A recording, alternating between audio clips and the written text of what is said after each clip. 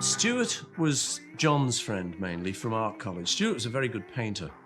We were all slightly jealous of John's friendship. John being a little bit older, certainly than me, certainly than George. He was a little bit, you wanted to sit next to him on a bus and stuff. Like, he's the older fellow, it's just the way it was. Now, so when Stuart came in, it was a little bit, he was sort of taking a little bit of that position away from us. We sort of had to take a little bit of a back seat.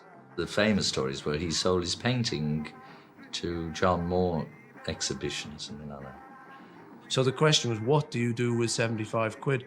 So we said, that happens to be the exact amount it takes to buy a Hofner base, and that'd be a great thing to spend the money on. He said, no, I'm a painter. I've got to spend on paints and such like, We said, no, Stuart, really? And John and I kind of gave him quite a sort of persuasive argument that the best thing to do, obviously, was to buy this Hofner bass, which he did. He went and did that. And only trouble was he couldn't play it.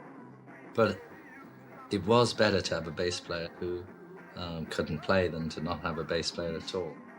When we started off, we had a manager in Liverpool called Alan Williams. He was a great bloke, a real good motivator. He was very good for us at the time, And he eventually got us an audition that was held at one of his clubs called the Blue Angel. And it was for Larry Parnes, who had a big stable, so-called, of rock stars down in London.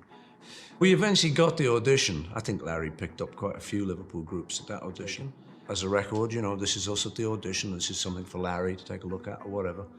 And we always, unfortunately, had to ask Stuart to sort of turn a little bit away from the camera. We'll say to him, look, don't go, because he couldn't play that well. We might be in A and he might be in A flat.